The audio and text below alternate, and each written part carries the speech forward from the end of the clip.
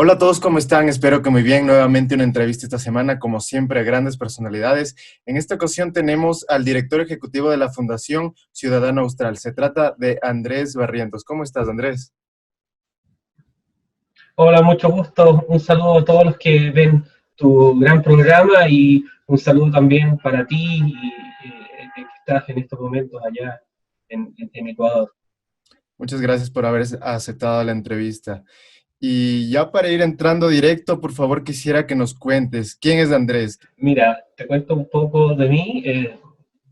Soy bueno, un apasionado de la libertad y bueno, en el tiempo he estudiado de profesión ingeniero civil, hice un máster en gestión de gobierno y también, bueno, he hecho diplomados en especialidades de ingeniería. En 2013 cofundé la Fundación Ciudadano Austral como un think tank principalmente abocado a llevar las ideas de la libertad en el sur de Chile, principalmente en la isla de Chiloé, que queda alrededor de 1000 kilómetros al sur de la capital de Chile, Santiago.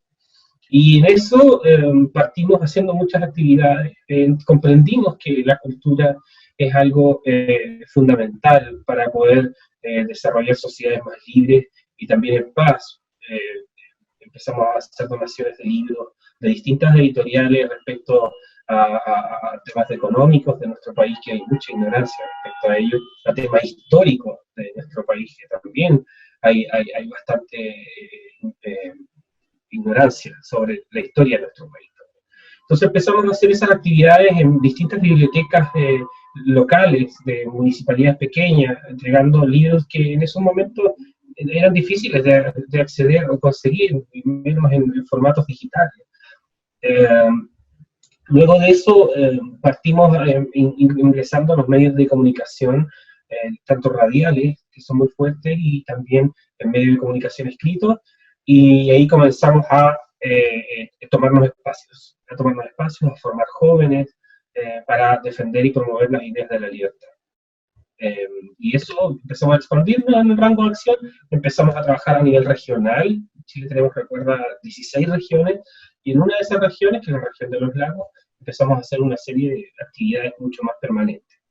Luego de eso, empezamos a expandir nuestro radio de acción al debate público nacional y luego a conferencias ya internacionales también de nuestro equipo, donde ya hemos podido estar en Argentina, en Perú, en Guatemala, en Italia, en Bielorrusia. Interesante, la última dictadura de Europa, también estuvimos hablando de la libertad ya. Y así, hemos ido creciendo, hemos sacado un par de publicaciones, un libro hasta el momento, y somos un equipo de voluntarios que nos jugamos por la libertad en nuestro país, y hace tiempo veníamos alertando también este escenario de insurrección que estamos viviendo hoy en día en Chile y que muchas veces fue ignorado de su potencial, dado que es de abajo hacia arriba, no de arriba hacia abajo. Perfecto. Y me imagino que con todo este camino y este descubrimiento intelectual que has tenido alrededor de los años, te debes identificar con una corriente o filosofía política. Quisiera saber con cuál sería y cómo llegaste a esas ideas y por qué decidiste quedarte en ellas. Hoy olvidé algo muy importante. Soy montañista y también soy músico. Tengo un proyecto musical que se llama Figo Chiloé. Pueden buscar en YouTube, en las redes, y tengo mis videoclips y hago pop rock. Y como montañista, alrededor de 90 montañas he subido en mi corta vida, y es una de mis grandes pasiones también. Y con respecto a lo que tú dices, sí, yo me considero... Actualmente yo me considero una persona que podría decirse de derechas, si bien hubo momentos en mi vida en los cuales yo no me consideraba del sector y me autollamaba como liberal. Creo que el concepto liberal ha sido muy manoseado, perdido, y antes que explicar lo que es liberal, como se ha tomado mucho y se trabaja mucho el tema de los liberals en Estados Unidos, culturalmente creo que no es un buen nombre en la actualidad para hacer contrahegemonía. ¿Mm? Entonces, el concepto de derechas a mí me gusta porque más allá de lo filosófico que pueda verse, a mí me gusta porque es transgresor. Para algunas personas, situarte ya en la derecha o estigmatizarte de derechas es tratar de saber cómo ya piensas. Sin embargo, cuando uno presenta posturas libertarias, por ejemplo, eh, muchas veces al mismo de derechas le desconcerta un poco. Entonces, quiero llamarle de derechas por un tema más de estrategia. ¿Mm? Y bueno, obviamente si vemos como la concepción de los temas más clásicos que se ve si quieres de derechas o no, yo pues, en términos económicos, yo promuevo la libertad y no la intervención monopólica del Estado ni la creación de monopolios. Por lo tanto, en ese sentido yo soy muy gran seguidor de Hayek. ¿Mm? Y por otro lado, en términos doctrinales, me considero que la civilización occidental, dentro de sus valores y lo que ha permitido que nuestra civilización se conserve con ciertos valores y ese respeto a la tradición, yo soy un partidario de que la identidad y la tradición de los pueblos se va construyendo a lo largo del tiempo y eso uno no puede hacer caso omiso de eso. Entonces, también, por ejemplo, en términos de lo que tiene que ver con el aborto, yo soy un partidario de la vida, de la concepción hasta la muerte natural, y eso lo he sostenido siempre. Así que eso principalmente, como te decía, claro, tengo una faceta de ingeniero, de calcular cosas, tengo una faceta más de política, y también de músico y de montañista. Vemos varias vocaciones que han ido convergiendo en un solo ideal, las ideas de la libertad. Y me gustaría, por favor, Claro. que nos contaras un poquito más a profundidad de la Fundación Ciudadana Austral. ¿Cómo nace este proyecto? ¿Lo formaste tú solo? ¿Cuáles fueron las principales motivaciones? ¿Cuánto tiempo tiene? Mira, todo surgió cuando estábamos en época universitaria con un compañero del colegio que se llama Javier Silva. Nosotros empezamos a hacer actividades, entendíamos que culturalmente los profesores de historia o de lenguaje siempre enseñaban visiones políticas, y visiones políticas ligadas al marxismo, en distintas facciones, unos más laicos, otros. Pero eso llevó a que en realidad veamos de que cuando uno iba a una biblioteca o estudiaba, siempre los textos que habían eran de esa tendencia política. Por lo tanto, empezamos a hacer actividades con distintas instituciones o think tanks más grandes de Chile, en las cuales solicitábamos libros, por ejemplo, y nosotros los distribuíamos, los donábamos, o hacíamos algún evento para presentar algún libro sin institución. Era, me las quiero jugar por algo de una semilla de la libertad y lo vamos a hacer. Luego de la elección del año 2013, bueno, previo a eso habíamos pasado con mi amigo, que los dos fundamos Ciudadanos, habíamos pasado por movimientos políticos universitarios en distintas universidades, cada uno en la suya, por supuesto, pero los dos, la particularidad que teníamos es que fuimos compañeros de curso en el colegio, en el liceo, cuando éramos más jóvenes, y después seguimos con ideas similares, y en distintas universidades. Y como éramos del sur de Chile, empezamos a hacer estas actividades, y después de la elección de 2013, donde ganó por el segundo mandato Michelle Bachelet, la expresidenta socialista, que ahora está a cargo de la ONU, nosotros dijimos, ¿sabes? Vemos que en la región necesitamos un think tank en la cual promovamos la libertad, y hemos aprendido de las fundaciones más importantes. Hemos aprendido del CEP, del Centro de Estudios Públicos de Chile, que está en Santiago. Hemos aprendido de libertad de desarrollo mucho, y hemos hecho muchos cursos de libertad de desarrollo, que está en Santiago. Hemos aprendido y hemos hecho cursos también en la Fundación Jaime Guzmán, que está en Santiago. Entonces dijimos, tenemos la logística, entendemos cómo funciona, empezamos a hacer algunos cursos de manejo de think tanks y nos lanzamos.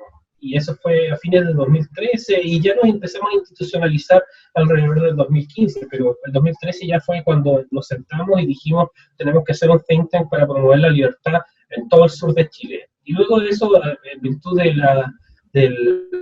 lo bueno que nos ha ido bastante bien en formar jóvenes, en tener participación activa en medios, en que ya tenemos un backup, un background bastante importante dentro del movimiento de los think tanks detrás, no solo acá en Chile, eso nos llevó a que ya tengamos alrededor de 5 jóvenes líderes de nuestra región nombrados y que han pasado por Ciudad Austral.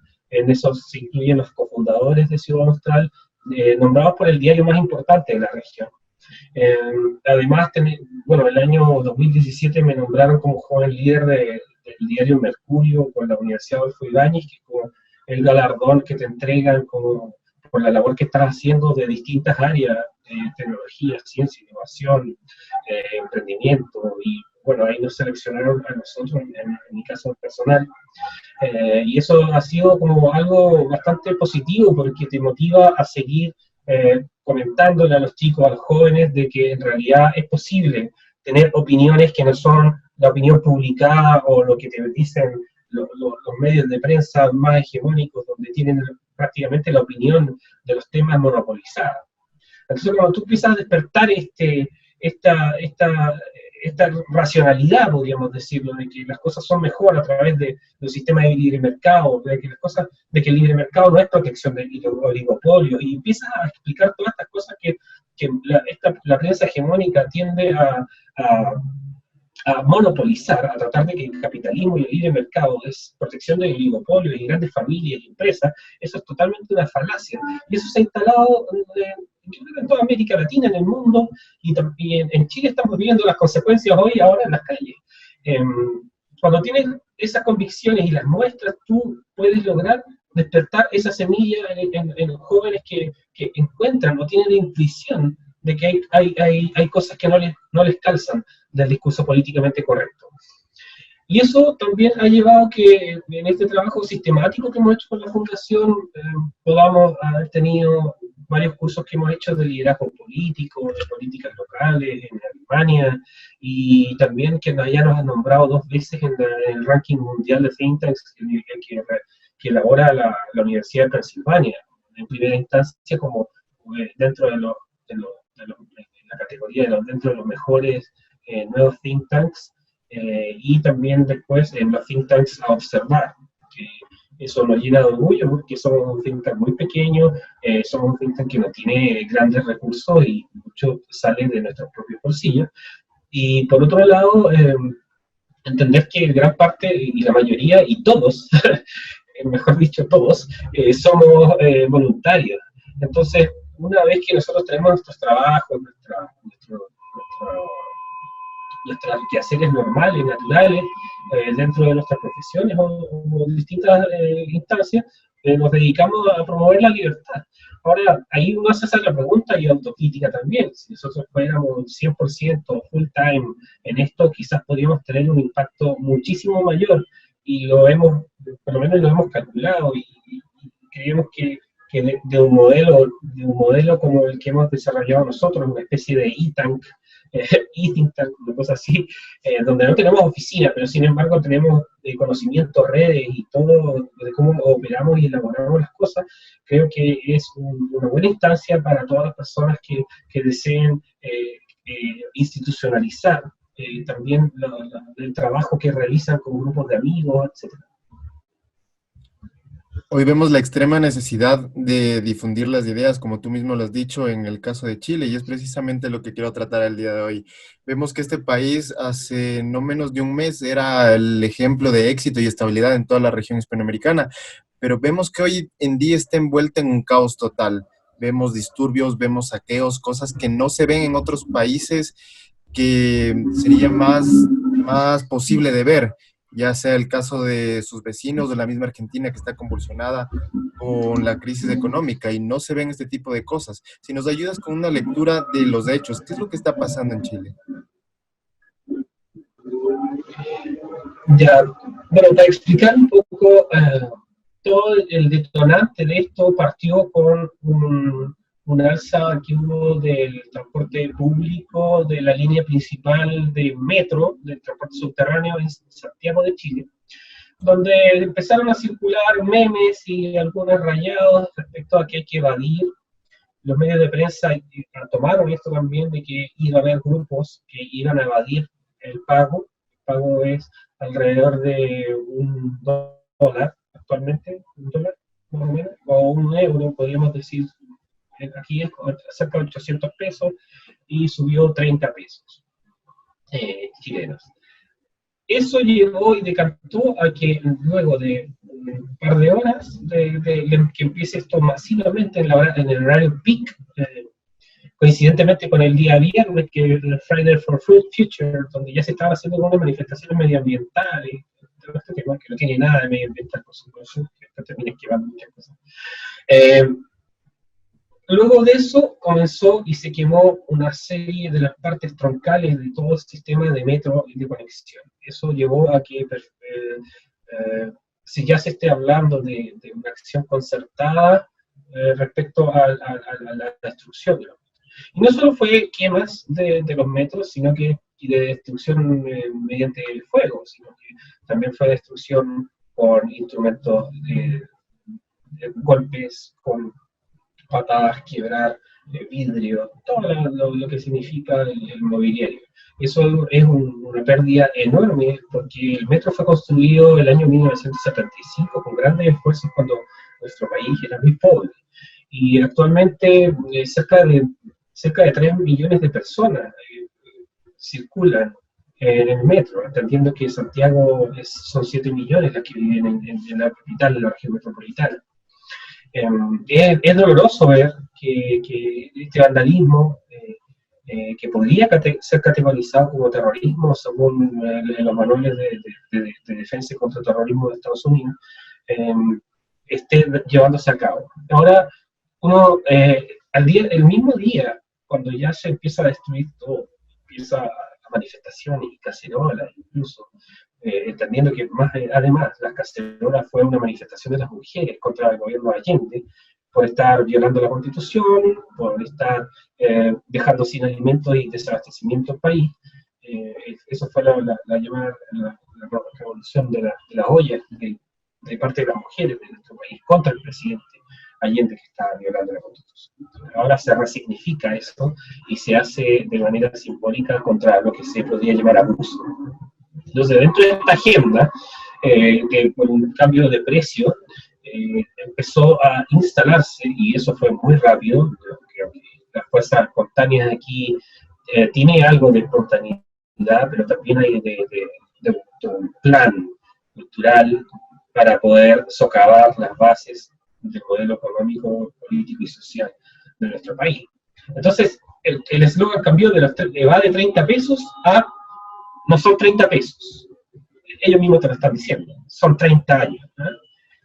Y estos 30 años, sí, es por odio y por mucho desconocimiento y por querer cambiar el modelo político, económico y social de nuestro país, que ha sido legitimado tanto por la Constitución del 80, que fue plebiscitada, que luego en el 89, ya con la oposición, fue acordada cambios a la Constitución para votar en un plebiscito que tuvo más del 92% de votación, que en ese plebiscito posteriormente hubo elecciones generales libres, en las cuales ya el candidato Hernán Vigi perdió frente a su par de Patricio Elwin.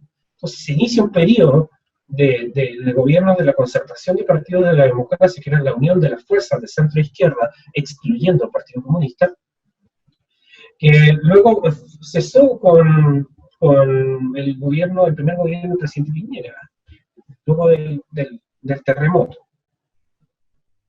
Después de eso volvió Bachelet con su segundo gobierno y ahora el presidente Piñera en su segundo mandato. Recuerden que en Chile nosotros no tenemos reelección inmediata, pero sí el presidente puede presentarse como candidato en una elección subsiguiente, ¿ya?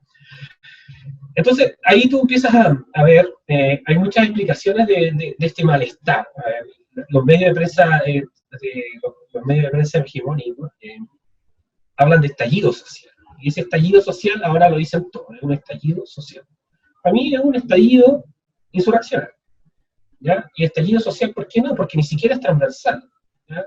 Aquí hay muchos que dicen, no, aquí esto no tiene colores políticos, pero basta estar en las marchas, caminar y sentir, palpar el sentimiento de odiosidad, de odio, de rabia, de... ¿Cómo no va a ser violento pedir la renuncia a un presidente legítimamente electo, sin violar la Constitución y las leyes, sin respetando los poderes del Estado? ¿Me entiendes? Eso es sumamente grave, porque se está quebrando el orden institucional y los medios de prensa sistemáticamente, pero de una manera, yo creo que nunca he visto antes tanta politización de los medios de prensa sin siquiera filtrar. Ponen marchas pacíficas y muestran imágenes de quemas, ¿me entiendes? Después, y lo tratan de hecho aislado. Ponen marchas pacíficas y te muestran la superficie donde ves mucha gente bailando, saltando, pero te metes a una marcha y la gente está pidiendo la renuncia del presidente, la cabeza del presidente, la cabeza de los ministros, la cabeza del poder político, la destrucción de la institucionalidad de nuestro país, que nos ha costado mucho haberla podido recuperar. Fueron 17 años de poder restaurar la democracia en nuestro país, y hoy en día una tropa de vándalos y anarquistas está destruyéndola con la complicidad del poder político, en el cual está el Partido Comunista como director y el Frente Amplio, que es un nuevo conglomerado que copia mucho las prácticas de Podemos en España, para que se hagan una analogía, y entraron una serie de teenagers y de distintos tipos, teenagers le digo, pero son sub-25, etcétera, que están promoviendo la renuncia y el derrocamiento de un gobierno legítimamente electo, porque ellos saben que no van a tener la posibilidad de llegar a la presidencia de forma democrática. Y lo más grave, y que eso lo advertí en NTN 24 del año 2017, luego de la primera vuelta, fue que vamos a tener un escenario de gobernabilidad muy complejo, porque 20 diputados del Frente Amplio ingresaron al Congreso. Disminuyeron diputados de los partidos más importantes de la derecha, que conservaban por lo menos el orden institucional. Podríamos hablar de la política económica y todo eso, en lo cual uno puede no estar de acuerdo, pero por un respeto a la institucionalidad. Y estos tipos no respetan la institucionalidad. Vienen directamente desde los movimientos estudiantiles de 2006, del 2011, y saltaron directamente al Congreso sin haber trabajado un día nadie. Y eso es grave para la institucionalidad, porque no respetan los cánones, no les interesa. Y el Partido Comunista, que pasó de 2, 3 diputados, pasó ahora a 9 y tienen un poder bastante importante en la dirección de la política que se está dando hoy en día, con la amenaza de la calle. Ese es su gran plus. Con el 5% de los votos del país pueden manejar la agenda social metiendo gente a la calle y lavando el cerebro. Y eso es lo que está pasando hoy en Chile. Mi análisis respecto a las demandas que se han salido, que es una lista de supermercados gigantesca, podríamos hablar mucho rato de eso, pero me gustaría más en este momento que podamos centrarnos un poco en cómo se está dando esta dinámica del conflicto, que a mi juicio, y por lo que uno está viendo y ha estudiado, tiene muchas características de lo que se podría llamar una guerra civil molecular. Y o que se está gestando, está en una de sus fases, y que se ha tratado teóricamente esto, y yo creo que va por ese camino, y lo cual no está siendo alertado precisamente por el poder político o las élites de nuestro país. Porque en Chile ha habido mucha actividad, ya ha habido anticipación de temas de violencia hacia el metro, de atentados terroristas, pero en Chile nunca hemos querido hablar de terrorismo. Entonces, imagínate, 18 estaciones de metro estallan en un periodo similar de horario, en Madrid, en Frankfurt, en Colonia, no sé. ¿Qué hubiese pasado? La prensa internacional en Nueva York, la prensa internacional de inmediatamente, sea progresista o sea derechista, en el minuto cero habría dicho atentado terrorista en el metro tanto. Aquí no.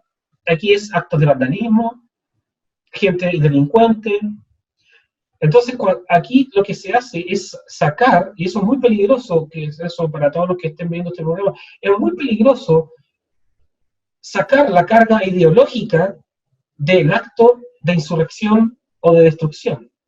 Porque aquí hay motivación ideológica. Y la motivación ideológica ellos mismos la escriben en los trenes, la escriben en los metros, en las calles, entregan panfletos para vanagloriarse de su acto insurreccional. Entonces, los medios y también la fuerza pública y los políticos sacan la carga ideológica que hay detrás. Y eso lo que hace es blanquear aún más una motivación política para destruir. ¿Ya? Aquí a lo más en Chile lo que se habla es de violencia política. Entonces, que estos hechos que si bien empezaron con unos jóvenes que protestaban por el alza del metro, pero que se fue radicalizando muy rápido, podríamos decir que esto tiene más o menos no un origen espontáneo, sino una planificación previa, porque como tú mismo lo dijiste, que se incendien las estaciones del metro, que se supone que son para que no se incendien, o sea, se supone que tienen una planificación previa para evitar que pase este tipo de cosas, pasan en menos de un día, se incendian varias de estas, y no es que un simple incendio, terminan devastando toda la estación. Hay una previa eh, estructura detrás de todo esto. Mira, aquí lo que podemos detectar son por lo menos cuatro actores dentro de esto. Uno, eh, la izquierda institucional parlamentaria, en la cual encuentra, como dije anteriormente, el Partido Comunista y el Frente Amplio, con distintas facciones de partido. ¿Ya? En segundo lugar, la izquierda extraparlamentaria, que presentó una candidatura presidencial con un candidato totalitario, estalinista, el cual era Eduardo Ortiz, del Partido Comunista Acción Proletaria, en su movimiento UPA. Ese candidato trajo a gente de Corea del Norte acá a Chile para una serie de conferencias que se hicieron en Santiago del Paraíso Temuco el año 2014, si no me equivoco. Y él precisamente dice que hay que hacer una transformación para Chile de todo el modelo político, económico, social, y él viene trabajando hace muchos años, más de 33 años, haciendo clases y etcétera. Esa izquierda extraparlamentaria, que en una facción del Partido Comunista Acción Proletaria, que señala que el Partido Comunista de Chile es burgués, ese grupo, más grupos como el Frente Patriótico Manuel Rodríguez, que fue uno de los grupos terroristas de los años 80 en Chile, que sigue operando hasta los días de hoy a través de los tontos útiles de los jóvenes que se han sumado, y que yo los he visto en la calle, por supuesto, con sus pañoletas y todo, ellos que promulgaban la violencia armada en Chile, siguen operando. Entonces, nos hemos tapado los ojos en el desarrollo de nuestro país ante grupos que han seguido operando sistemáticamente durante más de 30 o 35 años. ¿Por qué? Porque en Chile tratamos los problemas de desorden público o los problemas de violencia como actos aislados y como actos que tienen relación a la destrucción del bien, es decir, se le quita la carga ideológica, como dije anteriormente. Y estos grupos vienen operando hace mucho tiempo, y hay distintos, está el PEL, está el movimiento lautarista, que incluso señalaban en sus panfletos en septiembre de este año que había que quemar Enel. Enel es la compañía en la cual su edificio de la central fue quemado ahora hace poco, hace menos de un mes. Entonces entenderás que aquí hay una coordinación, hay planificación, y lo otro, que ya vamos en dos variantes, que la parlamentaria, la extraparlamentaria, tenemos los grupos anarquistas insurreccionales, que estos no obedecen a nada y no obedecen a nadie, y aquí hay mucho más de inorgánico, hay colectivos que trabajan en poblaciones marginales en nuestro país, promoviendo el odio y también la lucha de destruirlo todo. Hay manuales de anarquismo, de anarcoterrorismo, que se distribuyen en colegios, y en Chile los colegios emblemáticos le llamamos a los que tenían selección por puntaje, donde salían los grandes estudiantes de nuestro país de la escuela pública, eran colegios de selección, donde incluso han salido presidentes de Chile, Esos colegios hoy en día están cooptados por estos grupos anarquistas insurreccionales y han sido laboratorios, de verdad, han sido laboratorios de la insurrección, con tipos de trajes blancos, con bombas, molotov, gente que a profesores que le han rociado benzina, etcétera. Y esos actos siempre se han tratado como hechos aislados, cuando esto tiene una mayor organización. Y el cuarto lugar, del cual ni siquiera se ha tratado razonablemente en nuestro país, y solo se ha ligado como a teoría de la conspiración, es el tema de la injerencia internacional. La injerencia internacional es algo que cualquier persona seria que analice geopolítica podría decir que aquí puede haber una acción concertada o programada o también de apoyos, no necesariamente programado, pero de apoyos para el establecimiento de una revolución. Y aquí tenemos distintos factores, el factor Rusia, el factor Maduro, el factor Grupo Puebla, el factor Foro Sao Paulo. En julio de este año yo escribí un artículo acerca del Foro Sao Paulo que iba a suceder alrededor del 27-28 de julio en Caracas. Me puse a investigar y me di cuenta que en el Foro de Sao Paulo 12 partidos y movimientos políticos chilenos pertenecían o adherían o adscriben al Foro de Sao Paulo. ¿Ya?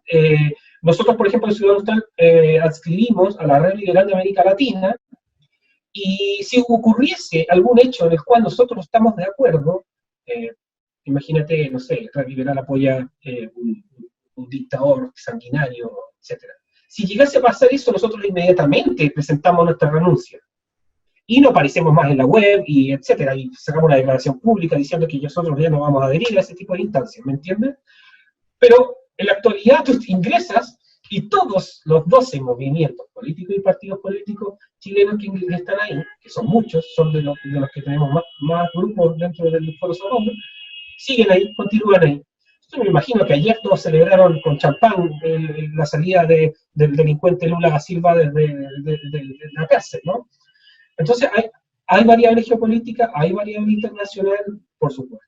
Un analista informático hace poco descubrió que dentro del hashtag la marcha más grande de Chile había más de 1.300 en zapping informático rápido, de más de 1.300 cuentas bot o cuentas que habían sido creadas en Ecuador en el último día. Entonces, hoy no estamos entendiendo que la seguridad del Estado, en el Estado entendiendo todo el aparato gubernamental, con la acción social, etcétera, que la seguridad del Estado no es solo la administración del uso de la fuerza, como solemos entender, tipo Guerra Fría, con soldados, o con los tipos de Segunda Guerra Mundial, con soldados que están en las calles, o que... No. Ahora tenemos una variante importante, y yo creo que en eso hay mucha ignorancia en nuestro país, que es la variable también cibernética. Yo haría la pregunta, ¿y cuántos países de Latinoamérica actualmente tienen un componente, un departamento de ciberseguridad especializado en las temáticas globales? Ha habido grandes escándalos ya con Cambridge Analytica, para las personas que por el tema Brexit, por el tema Trump, o por el distinto tema de la trama rusa, que sigue ahí, a pesar de que se han desmentido muchas cosas de ella. Pero el tema informático, el tema cibernético, el tema de que a través de la publicidad dentro de las redes sociales tú puedes crear un clima de opinión y medir y monitorear sentimientos de la gente, eso es algo que hay que profundizar en sus estudios y también en el trabajo, y ahí el fallo grande es el de la inteligencia también de los distintos estados, y que tienen que estar preparados para este tipo de cosas, porque no puede ser que un país pueda ser desestabilizado en sus instituciones democráticas y legítimas, dado por la Constitución Política de la República, por un grupo de 10.000 personas. Eso es sumamente grave. Y eso es porque no se está entendiendo que hay cargas ideológicas y motivaciones ideológicas para la insurrección. Y ahí, como te decía, claro, tenemos estas 4 variantes, que es la injerencia internacional, la parlamentaria, la extraparlamentaria, de izquierdas, y también la insurreccional, el anarquismo insurreccional. Como te decía, todas estas capas, y yo te diría más, principalmente la izquierda extraparlamentaria y la anarquismo insurreccional, vienen trabajando en Chile hace más de 35 años, sistemáticamente, en forma pequeña, grupos chicos, pero se ha ido esparciendo tal cual cáncer como virus. Y eso ahora han encontrado su oportunidad de que es ahora o es nunca. Y eso es lo que están haciendo, de una especie de movilización permanente con focos, no siendo los mismos focos siempre, y ahora ya, como nunca antes visto, atacando la propiedad en sectores más acomodados de nuestro país, cosa que no había pasado nunca de esa magnitud en los últimos 40 años en Chile. ¿Me entiendes? Entonces el problema es mucho más complejo de las meras demandas políticas que hay. El gobierno salió dando una batería de proyectos que son un enorme gasto fiscal, un enorme gasto público, que incluso van a tener que aumentar los impuestos para poder financiar ellos. A mi juicio debía haberse avanzado por medidas que involucren mayor libertad, o con exenciones positivas o algún mecanismo, pero este bolsillo, perdón, este gran paquete de medidas va a ser un gasto fiscal enorme, pero sin embargo, cuando tú vas afuera y tú escuchas y hablas con la gente, tú te das cuenta que no interesa qué medida tomen. La gente quiere que renuncie el presidente y cambiar todas las instituciones del país. Esas son las dos cosas principales. Y ahora hay un boicot que se está organizando a través de las municipalidades de nuestro país para hacer un plebiscito que está normado, los plebiscitos a nivel de comunas, para que se vote si sí o no a nueva constitución, cosa que no tiene nada que ver. Nuestra constitución señala cuáles son los puntos para poder cambiar la constitución, que están delegados a través del poder congresista, parlamentario. ¿Ya? Menos de eso, por favor. Acerca de esta puja por cambiar el llamado modelo chileno. Se habla que principalmente es un modelo que puja por la supervivencia de las desigualdades y es totalmente insostenible. Ese es más o menos el discurso que se tiene.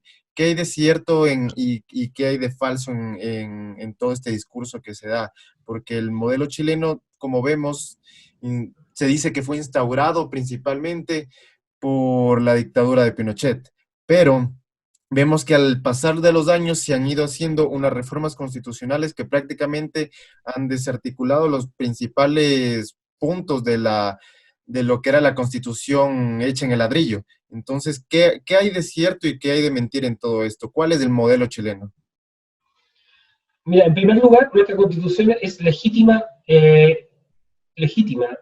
como te dije anteriormente, en el año 80 se hizo un plebiscito, tuvo cuestionamientos del plebiscito, pero luego en el año 89, sumada a la oposición, tuvo una votación abismal de más del 90% para aprobar las reformas constitucionales que ya llevaban también al todo el tema de las elecciones libres. Ahora, entender que la constitución ya del 80 señalaba que el camino hacia la democracia a través de unas elecciones libres luego de ese plebiscito, ¿ya? Entonces, no han cambiado la historia. Luego ha habido una serie de más de 20 reformas constitucionales en nuestra Carta Fundamental, y en el año 2005 ya la Constitución lleva la firma del presidente Ricardo Lagos Escobar, donde muchos ministros que hoy en día desconocen sus firmas, y cuando Ricardo Lagos dijo, ahora tenemos una Constitución que une a los chilenos, una Constitución democrática, ahora todos están haciendo caso omiso porque ven que esta es la oportunidad de poder cambiarla radicalmente. Hay muchos mitos detrás también de estos temas y desinformación. Entonces, modelo chileno, economía de mercado, somos el Norcorea del libre mercado, según nos dicen. Encuentro un absurdo. Sin embargo, eso se ha instalado en distintos políticos y medios de prensa sostenidamente. Entonces, cuando tú dices siempre eso, 100 veces, 1000 veces, la gente escucha eso, te empieza a cuestionar, oye, en realidad parece que somos un experimento. Entonces, la gente obviamente empieza a ver lógicas conspiracionistas detrás de eso probablemente. Entonces, cuando tú te vas a la evidencia de lo que es el modelo chileno, tú dices, ¿perpetúa las desigualdades? Vamos viendo los datos y la desigualdad en Chile ha ido disminuyendo. Ahora, vamos más atrás, ¿la desigualdad es un problema o no es un problema? eso ya es una discusión filosófica, pero nadie se atreve a decir que no es un problema, por ejemplo, en el poder político, no, la desigualdad. Entonces, si vamos viendo la desigualdad en Chile, Chile no está dentro de los mayores países desiguales de América Latina. Si bien nosotros entramos a la OCDE, ahí sí estamos dentro de los lugares más bajos en términos de desigualdad, como concepto, el Gini, desigualdad Gini. Sin embargo, cuando tú pones lupa en la desigualdad en Chile, tú te das cuenta que hay muy baja desigualdad entre las generaciones nuevas, ¿ya? Y eso porque tenemos una gran masa de personas más adultas y eso también tiene distorsiona el Gini. Pero cuando tú, el profesor Claudio Zapelli de la Universidad Católica de Chile ha estudiado la desigualdad en profundidad y seriamente, en la cual muestra que las generaciones que hoy en día, 2019 o 2017, si no me equivoco el estudio, tienen 30 años, si tú los comparas con las generaciones de 30 años hace 40 años atrás, la desigualdad en Chile es muy, muy, muy baja y hoy en día tú vas a la universidad, puedes estar sentado como compañero de curso en una universidad pública o privada, estatal o privada, puedes estar sentado con el hijo de uno de los grandes empresarios estudiando sin ningún problema. Hace 40, 50 años atrás en Chile, tú para poder ingresar a la universidad era menos del 1% de la población. Entonces, para tratar la desigualdad como un problema es una cosa, pero tratarlo como un fenómeno es otra. ¿Ya? Si el programa Michelle Bachelet, el anterior, su problema era la desigualdad. Y además eso tiene una acción concertada. Foro Sao Paulo tenía dentro de sus lineamientos que la desigualdad había que erradicarla, etcétera, bajo cualquier medio. El Foro Económico de Iberoamérica y Rusia, que se viene haciendo, creo que bianualmente, perdón, cada 2 años, que ahora recientemente se realizó a principios de octubre en San Petersburgo, en Rusia. En el año 2017 también se hablaba ya de que todas las candidaturas tenían que propender a atacar el fenómeno de la desigualdad, porque era lo que promovía la injusticia en nuestros pueblos, en Latinoamérica, etc. Ahora bien, cuando tú, como Bachelet, que instaló la desigualdad como problema político y económico, te das cuenta que cuando al terminar su mandato aumentó la pobreza. Entonces es un sinsentido atacar la desigualdad por la desigualdad y no entender que en realidad hay otros problemas, que en realidad hay que focalizar los recursos económicos y hay que mejorar las condiciones de competencia y la no protección de oligopolios o a través del Estado. Esa es una de las cosas que después se termina ligando a la economía de mercado, como si fuese su naturaleza lograr eso, cosa que es falso. Después vemos al tema de pobreza. Chile desde el año 90 a la fecha ha disminuido su pobreza radicalmente. Perdón, desde el año 75 a la fecha, cuando teníamos 50% de pobres, hoy en día tenemos una cantidad de pobres de 8,2%, si no me equivoco. Eso es una realidad, es la evidencia. Y por otro lado, te pueden decir, no, los gobiernos de la concertación de los partidos de la democracia entregaron más fondos públicos a la gente, por eso se redujo la pobreza más rápido en los gobiernos de la concertación que en el periodo de gobierno militar. Es absolutamente falso. Tuvimos una crisis económica del 82 tremenda, y el modelo político institucional, una reforma radical al estatismo, a las regulaciones que habían, etcétera, tú no puedes esperar resultados en 5 años. Entonces se entregó el gobierno a Patricio Elwin y creciendo al 8%. Entonces, eso es un tema. Y si quieres ir un poco más allá, tú puedes ver el estudio de David Dollar del Banco Mundial, en el cual revisa 118 países, en el cual determinan que el 77% de los recursos, perdón, el 77% del incremento de los recursos, del 40% más pobre de esos 118 países, se debe al crecimiento económico y no a la redistribución del ingreso. Ese es un debate que yo he tenido con algunas personas de la ex concertación, y no tiene nada que decir, es la evidencia. Por otro lado, si vemos, vemos la caída radical de la pobreza en Chile, a un 8,2, vemos que también se dice que la teoría del chorreo, esos mitos que siempre instalan respecto a la economía de mercado, y tú ves que los ingresos más bajos de Chile, desde el año 90 al 2013 en las mediciones, los ingresos más bajos han crecido un 8,2%, y los ingresos más altos un 5,3. Entonces, han crecido más los más pobres que los más ricos en Chile. Entonces, eso significa que hay políticas coherentes de focalización de recursos en las cuales ha beneficiado a nuestro país. Y sin ir más allá, Chile es uno de los países con mayor movilidad social medido por la OCDE el año pasado en su estudio rompiendo el acelerador social. Eh, eh, y Chile está categorizado como el número 1 dentro de ese ranking de movilidad social, en la cual los que nacen más pobres pueden tener más posibilidades y probabilidades de estar en el tramo del 25% más rico de nuestro país.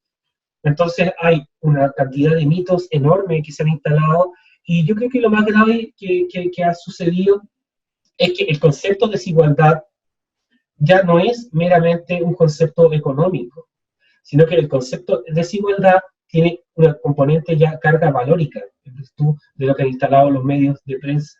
Y esa carga valórica que le han dado al concepto de desigualdad lleva a generar un descontento, lleva a generar envidia en muchos casos, lleva a generar de que hay trato desigual con personas de distintos estratos sociales.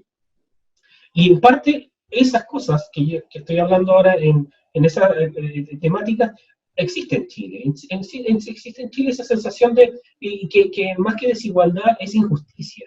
Y la sensación de injusticia se ha llevado, y se ha hecho el match con la desigualdad. Entonces ahora todo es desigual, toda la desigualdad hay que romperlo todo con la aniquilación de nuestro modelo institucional.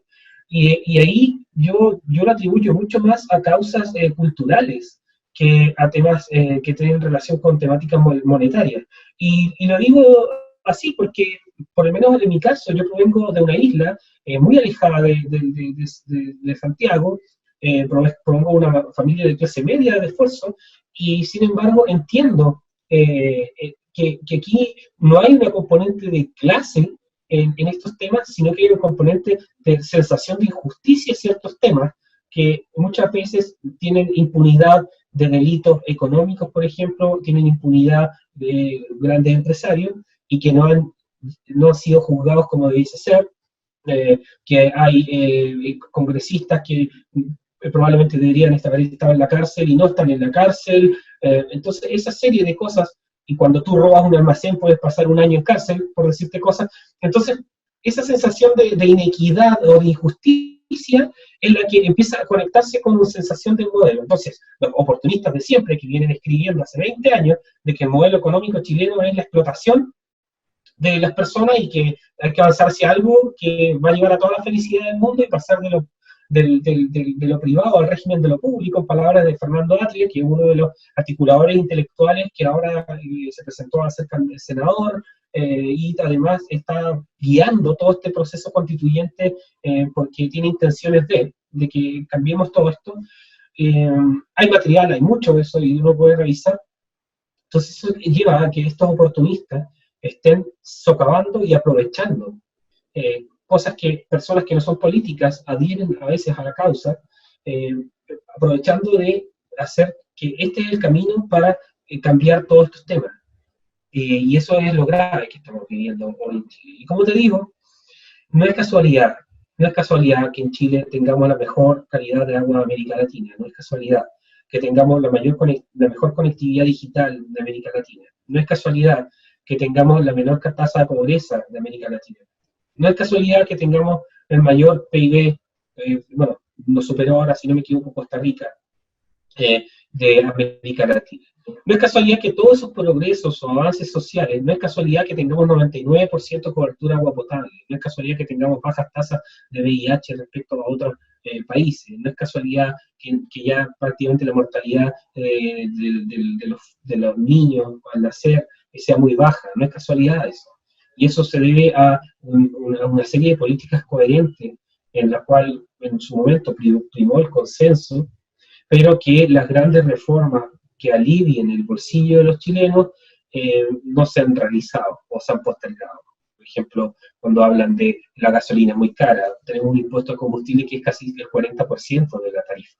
Entonces, es llevar más poder al Estado Por ejemplo, el tema crediticio, la facilidad para tener créditos en Chile es algo abismal, en el sentido de que cualquier persona prácticamente puede optar para un crédito. Eso en un país que tiene mayor intervención estatal es muy difícil, y todo se termina siendo crédito financiado con la deuda del país.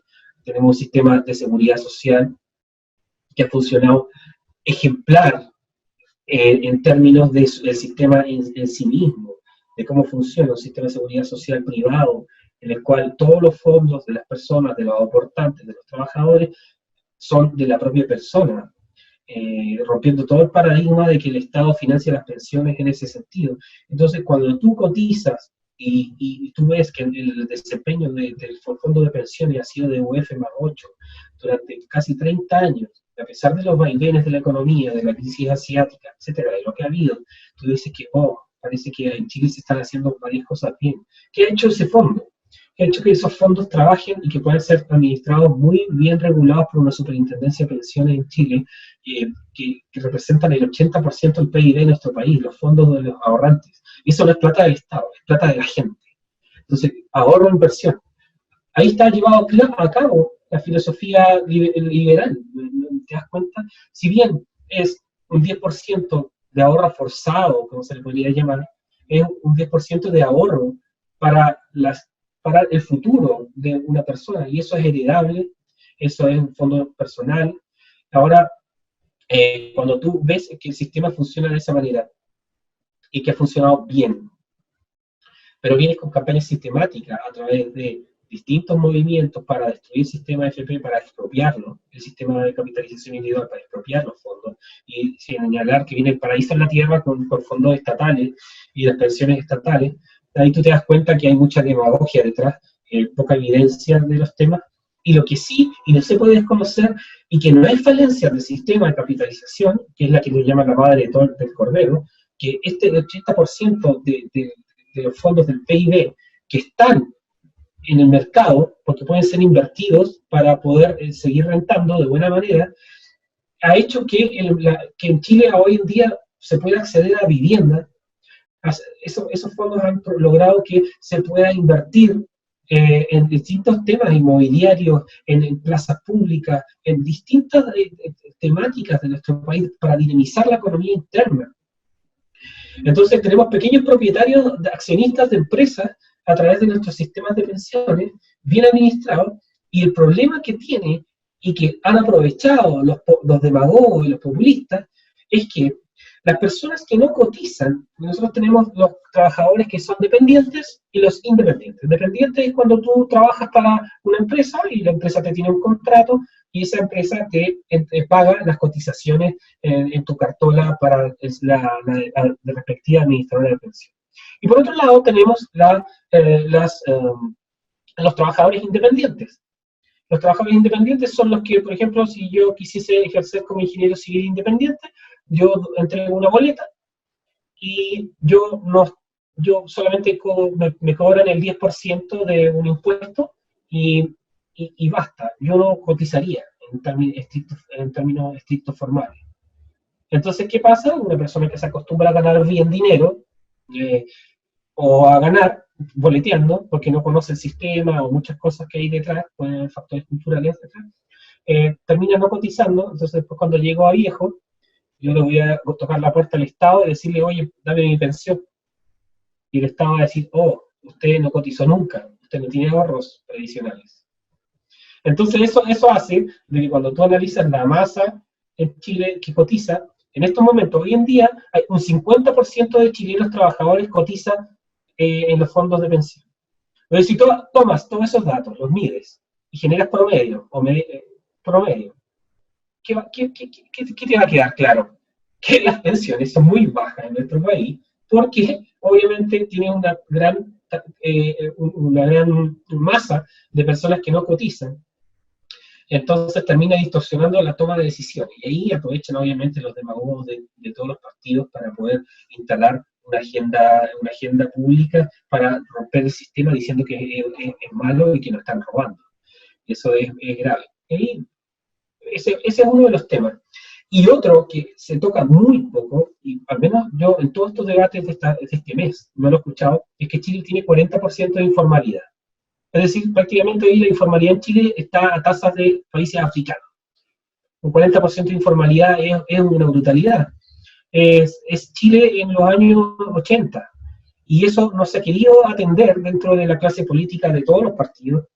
Y esto básicamente, bueno, el gobierno tomó una agenda de modernización del todo el tema laboral, que fue rechazada porque no hay mayoría en el Congreso, ha sido rechazada sistemáticamente, que es una agenda de flexibilidad laboral, de modernización laboral, y ha sido rechazada. Y ustedes entienden por qué. El rechazo a esto, la rigidez laboral para ellos es uno de los temas para la lucha la lucha revolucionaria, ¿no? Entonces, la flexibilidad lo que permite es que tú puedas estar más con tu familia, puedas generar distintos tipos de contratos, eso es lo que no le interesa a la izquierda. Y eso es muy grave. 40% de informalidad es terrible, porque la informalidad es personas que no cotizan, personas que van a tener que atenderse en el sistema público de salud muy mal, y a pesar de eso, el sistema público de salud en Chile es muy avanzado respecto a otros países también. Y eso es lo que nosotros tampoco hemos sabido conservar o entender de que nosotros tenemos cosas muy buenas y otras en las cuales hay que mejorar. Pero el camino que estamos optando hoy en día es el camino de la servidumbre y no el de la libertad. Y eso es algo que tenemos para por lo menos seguir formando jóvenes en el futuro, para seguir sembrando semillas de que aquí hay que cambiar las cosas de cómo se están haciendo. Totalmente, y vemos que el caso chileno es uno de los países más interesantes para tratar tanto de política como historia, y que también sirven como ejemplo para no solo sus vecinos, sino también para el tema de Europa. Vemos que España también es un tema más o menos similar de estos temas, y podemos extendernos horas, ciertamente. Y Sí. ya para ir entrando al bloque final, quisiera que por favor nos ayudes con 3 obras, ya sea películas, podcasts, libros, lo que tú consideres que han marcado en tu descubrimiento académico e intelectual y creas que le pueden servir a las personas que nos están escuchando. Mira, te voy a decir, tres libros, tres libros. Voy a dar libros que son de mi formación más liberal y 3 libros de mi formación marxista. ¿Ya? Mira, de una obra fundamental de entender cómo las sociales democracias, a través de sus excesivas regulaciones, terminan decantando hacia un camino de servidumbre. Creo que es muy importante que lean Camino de servidumbre del economista Friedrich von Hayek. Camino de servidumbre clarifica un poco, con una mirada más desde arriba, cómo estas excesivas regulaciones terminan llevando a que las socialdemocracias terminen siendo una especie de tiranías, del decir qué es lo que hay que hacer y qué no hay que hacer. Ese por un lado. Un libro que tiene una connotación importante para mí también,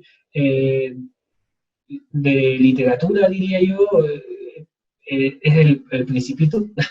Para mí es un libro que por lo menos que puede sonar muy infantil, pero tiene muchas enseñanzas filosóficas detrás de las consignas, por ejemplo, de cómo las cosas como se hacen siempre no necesariamente tienen que hacerse así, del cuestionar las cosas. Creo que el Principito tiene una gran carga valórica y fundamental para poder entender este proceso, o los distintos procesos de la vida, la amistad, incluso cómo concebirla, etc. Y lo otro, el otro libro que a mí me gusta bastante, puede ser mucho más, pero un libro que me gusta mucho es el libro que se llama The Right Nation.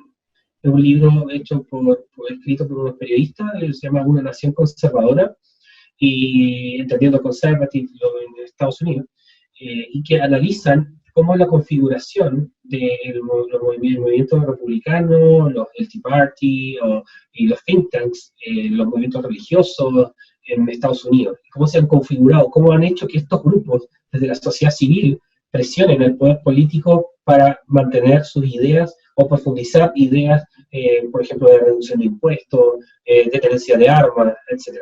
Ese libro es muy bueno, se llama The Right Nation, ¿ya? Me espera un momentito. Voy a buscarlo acá.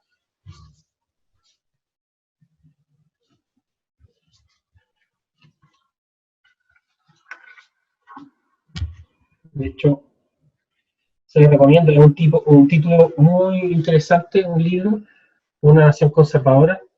Lo pueden buscar, está en internet, es un libro que tiene muchas recetas prácticas, más que recetas, tiene como cómo se puede llevar en la práctica la llegada de Ronald Reagan frente a la primera campaña que fue muy baja en votos de Barry Goldwater, pero cómo él generó, gestó este movimiento cultural en Estados Unidos que se preserva hasta los días de hoy. Eso, y me queda un libro más de izquierdas, perdón, no, de liberal. Me gusta Progreso de Johan Norberg. Progreso de Johan Norberg te hace un mapeo mundial de cómo ha sido el modelo de mercado y cómo... Excelente, ese mismo, de Editorial Deusto. Para que lo Muy puedan ver. bueno, Este de aquí, muy bueno. muy bueno. Sí. Claro, ese libro, Progreso, muy, muy bueno, recomendado absolutamente porque explica en simple cómo el capitalismo ha logrado llevar a los grandes avances de la humanidad y la creatividad humana. Eh, Dentro de los libros marxistas, Luis Althusser, La filosofía como arma de revolución, es un libro excelente, excelente. Tiene el ensayo de los aparatos ideológicos del Estado, en el cual Althusser, este filósofo marxista francés, analiza desde el punto de vista estructuralista, bajo una concepción marxista, cómo es la sociedad. Muy bueno, lo recomiendo. Y, y bueno, de ahí hay otro libro que es bastante interesante, no lo tengo por acá, pero bueno, yo creo que el libro de, ahí vamos a ir a otro, que es La democracia, el Dios que falló, de Hans Hermann Hoppe, también es un libro de análisis. Así que les dejo esos libros. Y por otro lado, también dejarles la invitación al canal de Ciudadano Austral en YouTube, que es, lo buscan Ciudadano Austral, y tenemos un canal en el cual subimos un documental recientemente sobre el genocidio de Stalin al pueblo ucraniano, el holocausto, el genocidio Holodomor, donde murieron 7 millones de ucranianos, y subimos el documental que nos facilitó la misión diplomática de Ucrania en Chile, que hicieron una actividad el año pasado. Así que los dejo invitados ahí para que puedan ver el documental, es bastante interesante, con relatos de personas que sobrevivieron a la hambruna. Es interesante. En Latinoamérica nosotros no tenemos idea del sufrimiento de los pueblos eslavos bajo la opresión comunista de Stalin y Lenin.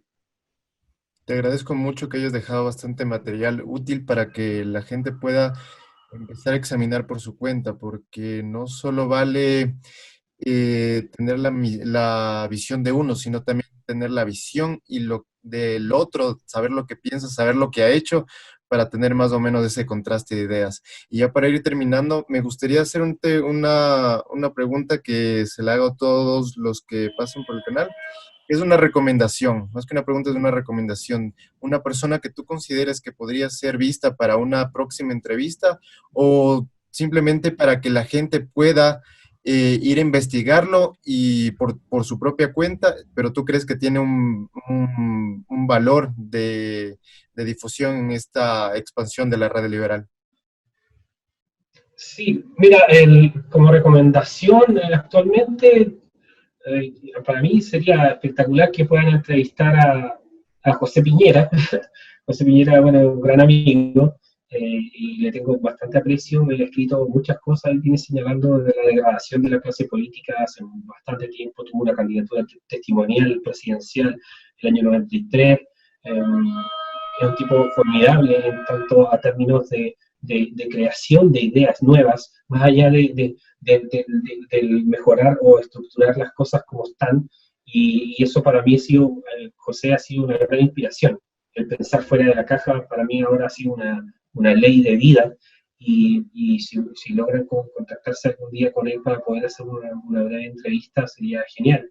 tiene su página web, su sitio web, josepiñera.com, y también la revista Economía y Sociedad. Si quieren saber más sobre lo que está pasando en Chile, sobre el modelo chileno, con datos simples, con ensayos, con algunos temas y tópicos, ingresen a economiaysociedad.cl, www.economiaysociedad.cl, y están todos los artículos de la revista, están digitalizados y pueden revisarlos ahí y entender más sobre el modelo de mercado y también las propuestas que José había señalado en su momento para profundizarla hacia una nueva revolución liberal. Todo ello queda en la descripción del video para que todo el mundo pueda acceder. Igualmente tus redes, si es que quieren contactar contigo, si es que quieren saber más sobre Ciudadano Austral.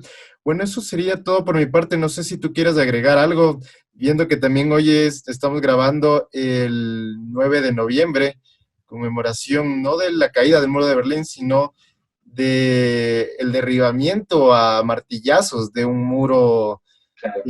que marca un episodio muy bochornoso de la historia de Europa en el siglo XX. Tal cual, es un hecho significativo que estemos grabando en este día. Sin embargo, yo creo que uno de los grandes errores, quizás, o dejos que hemos tenido dentro del mundo liberal ha sido el que pensamos, o se ha pensado, y se intentó pensar, de que el marxismo había caído con la destrucción de un modelo político en un momento. Sus sueños siempre han estado ahí.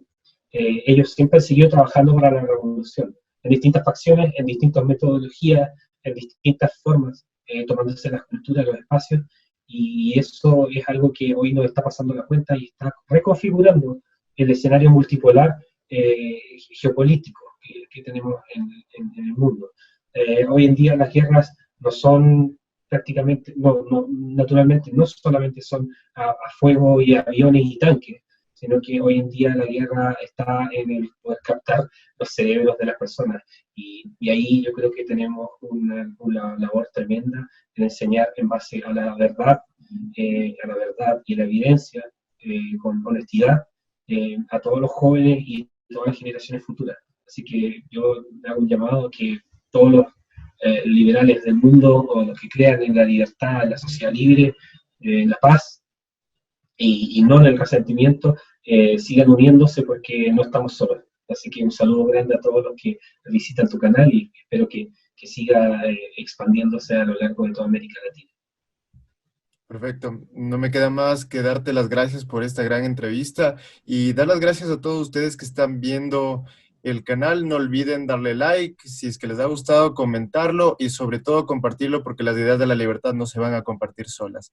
Eso ha sido todo y nos vemos para la próxima. Chao, que estén muy bien.